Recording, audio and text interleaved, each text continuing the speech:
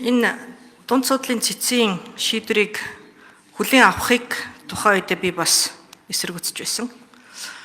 Үндсэн хуулийн 23 дугаар зүйлийн 2 гишүүний бүрэн эрх хизээ эхлэх үү, хизээ дуусах уу? Сонгуулийн дараа тангараг өргөөд дараагийн сонгуулийн дараа дараагийн гишүүн эсвэл өөрөө тангараг өргөснөөр бүр эрхийн хугацаа дуусна гэж байгаа.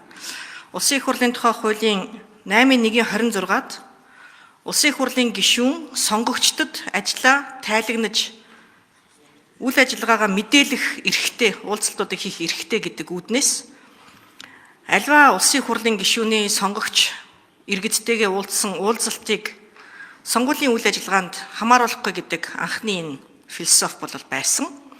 Ажлын хэсгээс одоо альва этгээд гэд нээлттэй болгоод оруулж ирж байгаа нь сонгуулийн сурталчилгааны 18 хоногийг үгүйсгэж байгаатай нэгэн адил байна. Сурталчилгаа бол ил далд хэлбэрээр бүтэн одоо хагас жил он гарангууд л шууд одоо нээлттэй явах юм шиг харагдаж байна. Тэгэхээр энэ хуулийн зохицуултуудыг томоор нь эргэж нэг харах хэрэгцээ шаардлага үүсэх нэ. Ер нь энэ сонгуулийн тухай хуулийг дахиж нэг эргэж харахгүй бол яг ийм агуулгын зөрчилтөө ийм зохицуулалт орж ирж байгаа харагдаж байна. Тэгэхээр альва этгээд гэж хэнийг хэлэх вэ? Ажлаа тайлагнана гэхлээр ажил төрөлтөө хүнийг хэлэх үү? Иргэдтэй уулзсан уулзалт гэхлээр хаанч байсан хаанч очисон одоо тухайн иргэдэд хамааралгүй ажлынхаа тайланг тавина гэсэн үг үү? Энэ одоо яг яана гэсэн үг вэ? Гэдгийг тайлбарлаж өгөөч. 44-ийн 6-ад аливаа этгээд хийсэн ажлын тайлангаа танилцуулахаар зохион байгуулсан уулзалт болон энэ хуулиар хориглог арга хэмжээ нь сонгогчдын санал татах зорилгоор явуулж байгаа үйл ажиллагаанд хамаарахгүй гэж хуулийн нэмэлт өөрчлөлтийн нэг заалт ингэж орж ирж байгаа. Одоо улсын хурлын сонгуулийн хүчин төгөлдөр мөрдөгдөж байгаа хуулиар одоо их хурлын гишүүн байна уу, засгийн газрын гишүүн байна уу, за жирийн иргэн байна уу, нэг сарын 1 сонгуулийн жил эхэлснээс хойш уулзалт хурал жуулган хийх эрх нь нээлттэй байгаа. Одоо ч гэсэн одоо мөрдөгж байгаа хуулиар. Та бүхэн анзаарч байгаа бол төрийн өмчийн компаниудын нэр дэвших этгээдүүд бол одоо 31-ээр ажиллаа өгөөд ингээ нэг сарын 1-ээс тойроод явчихж байгаа шүү дээ. Энэ жилийн сонгуул одоо нодлон жилийн сонгуул томсгсон тойрог гээд их хурлын гишүүд нэг сарын 1-ээс хойш ингээл орон нутгуудаар баахан залуучууд аваад тойрол одоо танилцуулах уулзалт асуудал яриад явсан. Эн чинь бол альва этгээд хинч байсан уулзалт хурал хийх нь эрх нь нээлттэй байгаа юм. Тийм учраас өнөөдрийн цэцгийн дүгнэлтэд холбогдуулаад оруулж ирж байгаа нэмэлт өөрчлөлтөөр нээлттэй хориотой байсан зүйлийг нээж өгж байгаа асуудал огтоос байхгүй юм байна. Огтоос байхгүй.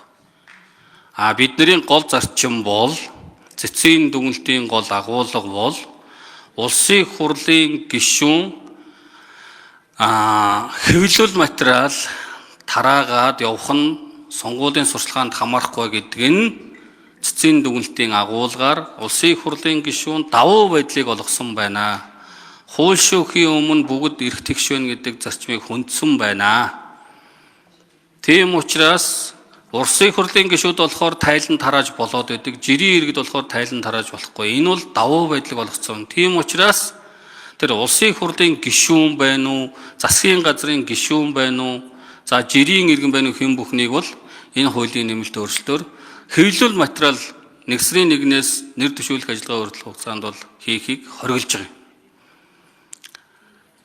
Засгийн газрын гишүүн гэдгээр яамныхаа ажлын тайлан хийгээд тэр нь дандаа цаанаа төсвийн мөнгөөр тайлангаа хийчээ давуу байдал өөрсдөө суслаа явж байгаа. Яг амьдрал дээр. Цэцгийн дүгнэлтэнд бас агуулга дээр улсын их хурлын гишүүч гэсэн төрийн мөнгөөр төсвийн мөнгөөр тайлан тараагаад ингээд явах бололцоо боломж байна. Ингэж л хэлж байгаа. Тийм учраас бүгдээрээ хууль шүүхийн өмнө тэгш эрхтэй байх ёстой бол бүгдээрээ адил гараанаас гарыг. Энэ сонгуулийг аль болох төсөв мөнгө баг зарцуулдаг сонгуулийг хий гэдэг үүднээс тэр уулзалт хурал ажлаа тайлагнах гэдэг бол уулзалт хурал хийх нь нээлттэй.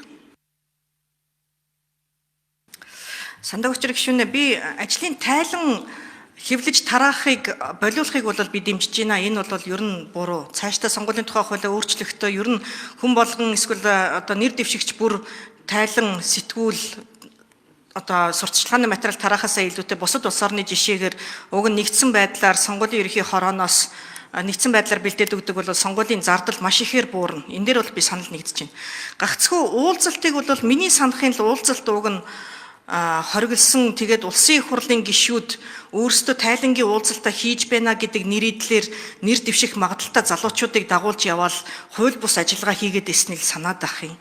Тэгэхээр энэ уулзалтуудыг нээлттэй болгох юм бол сонгуулийн сурталчилгааны 18 хоног гэж хязгаарлах ямар хэрэг байна? Үүнийгээ ч гэсэн ер нь зохицуулах ёстой юм биш үү гэдэг л ийм одоо санал байна. Санал гэдэг юм асуулт. Энэ дээр тайлбар байвал. Аливаа этгээд гэдгийг асуугаад байна.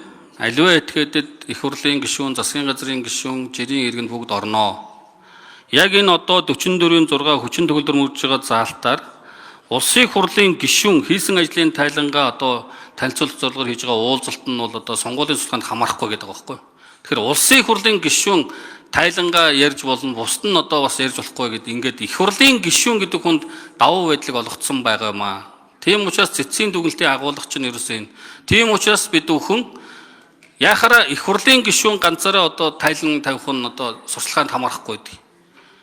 Эн чинь өөрөө давуу байдлыг бий болгоод байгаа юм биш үү гэж ингэж үзсэн. Тийм учраас аливаа этгээдэд их хурлын гишүүн орно, засгийн газрын гишүүн орно, жирийн иргэн хинч байсан орно.